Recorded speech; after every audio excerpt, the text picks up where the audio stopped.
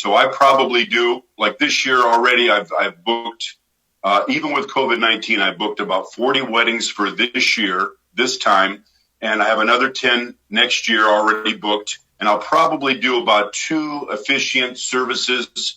When I meet with the bride, she needs a minister. I offer that as a service as well. And then I probably do about 2 to 3 a month. But I'd like to somehow see, once that wedding's over, I rarely hear from them again. And I don't know really what service to offer them. It's funny you say this. I've been thinking about this exact business, believe it or not. So you said flowers, right? Yes, wedding flowers, specialist. Makes sense. I've been thinking a lot about what the top of the funnel for acquisition is for a man buying flowers for his wife for Mother's Day, Valentine's Day, birthday. And I've always thought, wow, the wedding industry really fucked this up.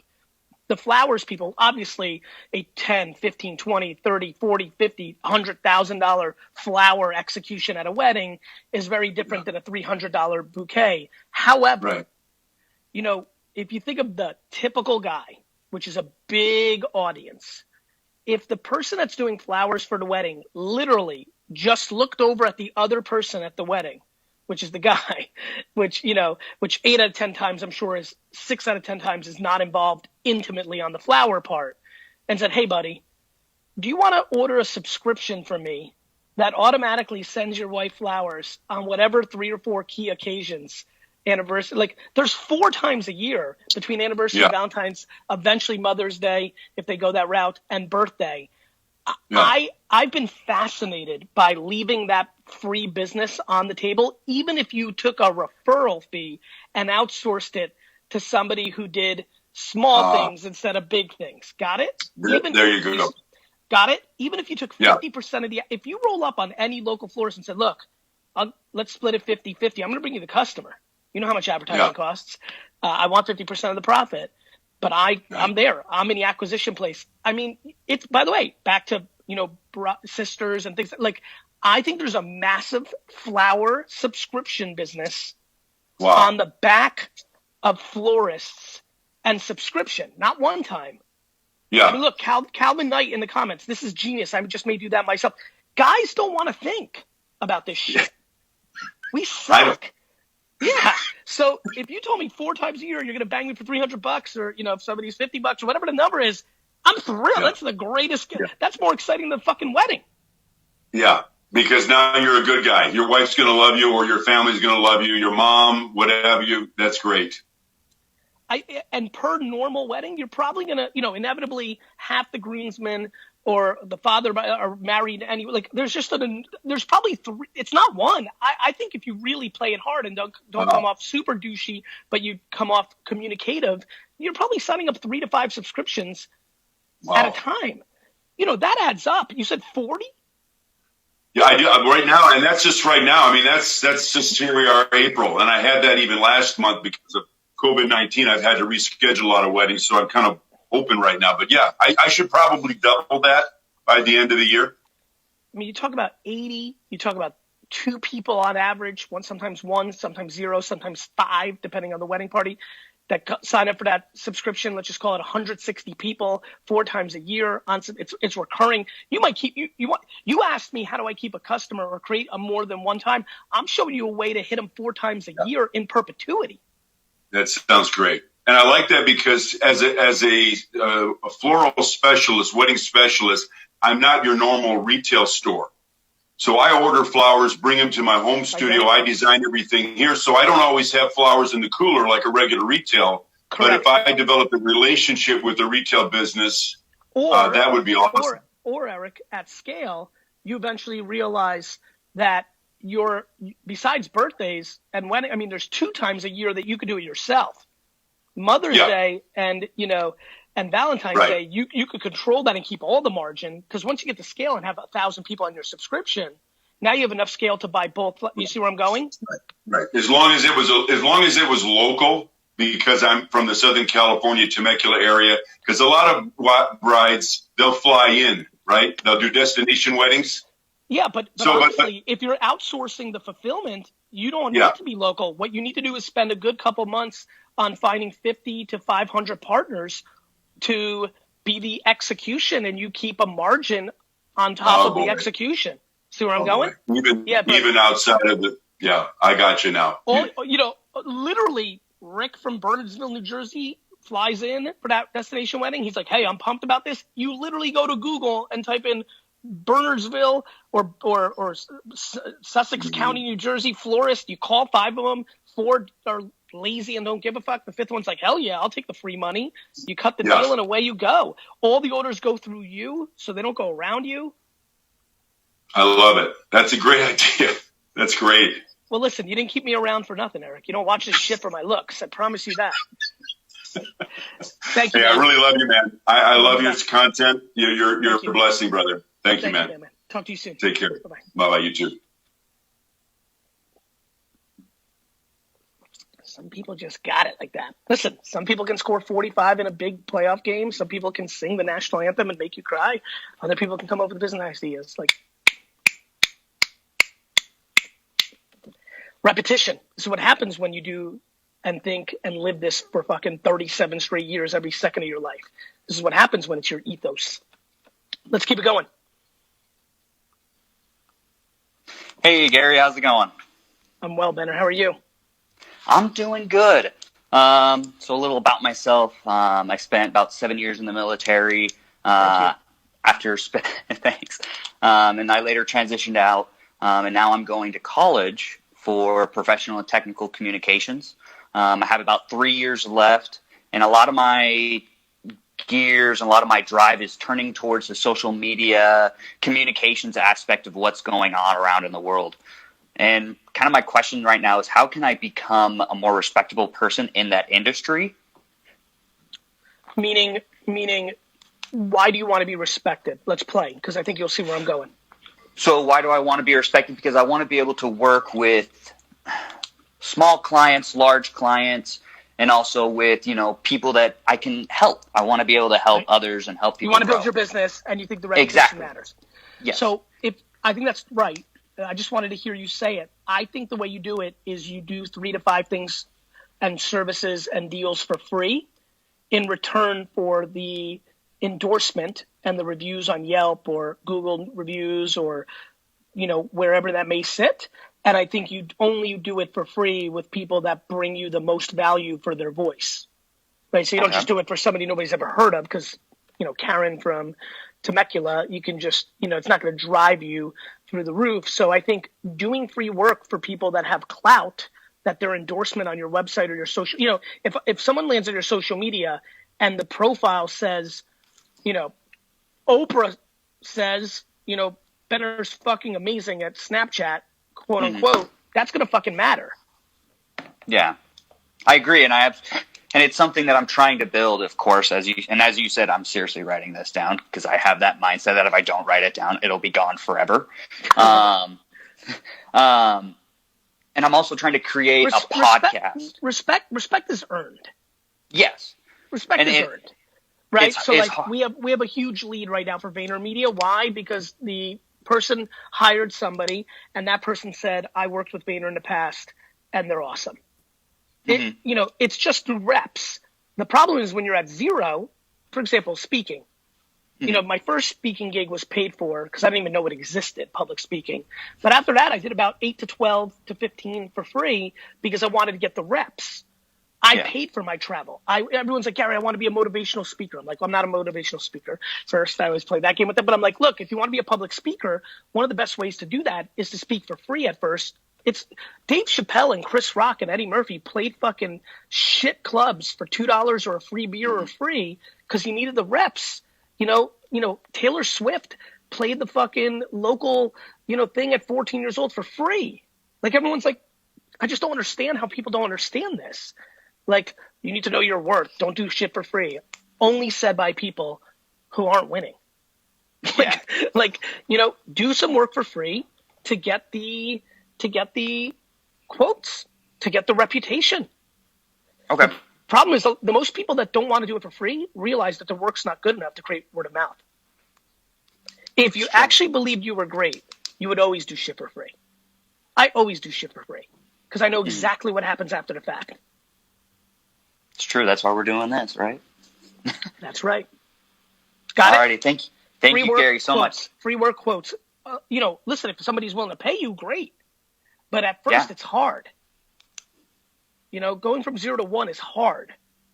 Free is usually the unlock. It's a dirty word to a lot, not to me. Okay, absolutely, Gary. Thank you so much. Talk to you. You got it, brother. Bye.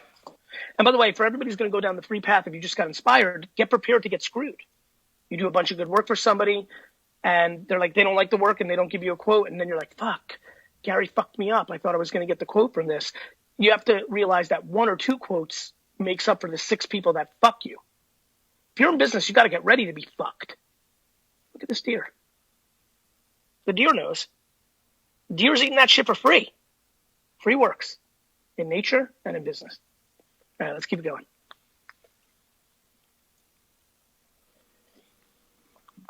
Hi, Jessica. Hey. How are you? I'm so excited I'm in a marathon after this, just an FYI. Love. Hello.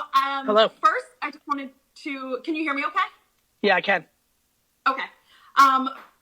First thing, I just wanted to say thank you for everything you do. We know that the online space is kind of the wild, wild west. So good people that are really bringing knowledge is an A-okay in my book.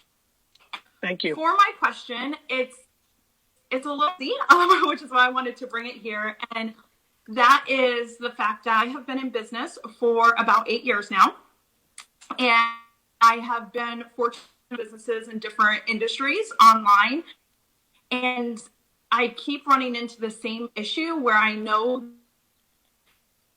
vision. Dustin, let's get this reset. Can't wait to get Jessica back. She's awesome, but let's get her reset. Businesses. Thank you. Let me say hello while Dustin gets set up.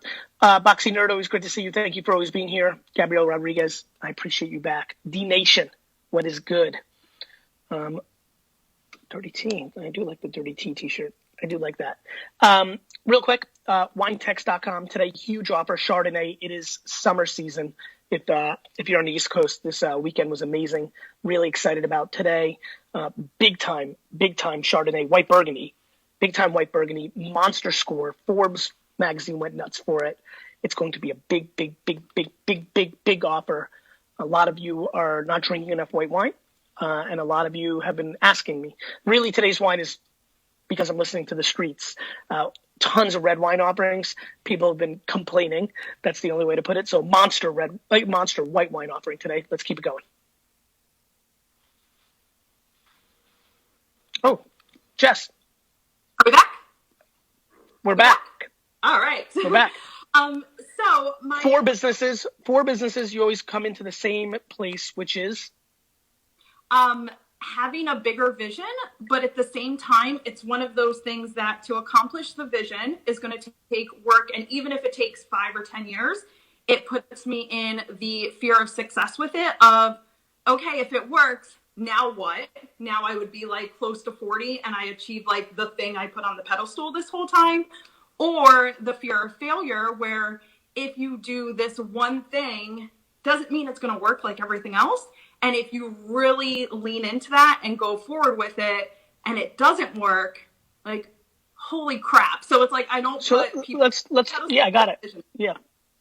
No, actually, you are putting people on a pedestal. Because what you're worried about is the judgment when it loses. Pretty much. Yeah, you actually are putting people on a pedestal. So it's like, I find that. Do you have a good sense of whose opinion you most worry about? Like, who would be like, oh, you suck. Like, when I say like the person who says like you're a failure or you lost or I'm disappointed in you, like who comes up first? Probably like parent type of situation, which is weird because I've done everything the opposite of what I was supposed to do already. So it's like you already kind of just did your own thing regardless. So that's good. That means you're super close. That means you just need to realize you're still there. Just because you did 18 things the other way, this 19th thing is fucking you up. Listen, I've been very consistent with this, and I think you know this. I'm obsessed with people falling in love with losing, pushback, negativity, the dirt, all of it, because it works. Because once you're not, that means you're not scared. This is one humongous game of fear. But it doesn't show in anything else. Like, I lose all the time in business. Like, it's just normal. You put something out, you're like, oh, try again. Like, do something different. I had no fear in life, but I was scared to kiss girls in like junior high and high school. Like, great. I'm sure you, like, things pop up in lots of places. Like, I'm with you. Like, lots of, I'm insane in sports. Like, I punched my brother. I want to hurt, literally want to hurt people. Literally, my hope when I play sports against people is they become injured. Like, I'm being really serious with you. Like, in my brain, in that moment, in that context, I desperately want that person to be hurt in life. That is not who I am in real life. Of course it doesn't show up in other places. We act different in different circumstances. The end. There are people who have shit parents who are then remarkable parents, vice versa. People who have incredible work ethic at work who can't spend 2 minutes putting up a sign in a building. Like of course it doesn't show up in other places. And I guess exactly I lean on the fact of, exactly what to do as far as like, okay, launch this podcast, do this, like build the audience. It's not going to happen overnight. And then no matter what, it's like lean back to all the things that are comfortable in building it. Judgment. People are worried about judgment. Mm-hmm. People put other people's opinions on pedestals over their own happiness. So do the thing. Because what ends up happening is regret. Mm-hmm. And regret sucks shit. And then lack of accountability. Now you're moping around your 60s, 70s, and 80s, and you're bitter. And you're blaming everybody but yourself. Yeah. And then parents die, and you're sitting there for another 25 years, and it's just what I don't want for people. It's a trap. The number one thing that everybody can do for their parents and themselves is to live their life on their own 2 feet and on their own decisions. So would you say my best option in this is like the topics I want to talk about? Because I've like trickled them into like anything that's a personal brand, I can trickle it in because it's about mental health and topics like that. And they do well. Like all the signs are there as far as leading that way. Yes, Dustin. Go ahead, Jess. Oh, I was going to say, if I should just like throw myself in the water, so to speak, of just like, you know what, for 30 days, just talk about all the shit you think people are going to judge you on, just to show yourself that you're not going to die. Like I was scared to ride a bike because I didn't want to skin my knees, and then I did. I was scared to swim. I didn't swim until I was like 9 or something like that. And then I just jumped in the pool because my sister started swimming, and that was unacceptable that my younger sister started before me. Like, yes, everything's scary until it's not. It's all boogie monsters. It's all fake. It's all fucking fake. They're all under the head. It's all fake. It's all fake. Just go do. Got it. Over and over and over. Question for you. Is there any chance, I'm in Connecticut, is there any chance of coming in and seeing your, like shadowing your marketing team for the day? And then I'm happy to do work for another day as like a... as a trade? You don't need to give back, but you can definitely hit up Dustin right now, and we'll set up a 3-4 hour. Yes, you can shadow for the day once that day comes. Who knows? That might be early next year when we're back. But I'm for it. You got it, Jess. You ask, you get. Done. Awesome. Thank you so much. You're welcome. Big ups, Swing for the ring. Appreciate you. Thanks for being here with us, Sam Space 81, Karen Carrington. It really is true, Karen. Everything is scary until it's not. Like, it's just really real. Let's keep it going.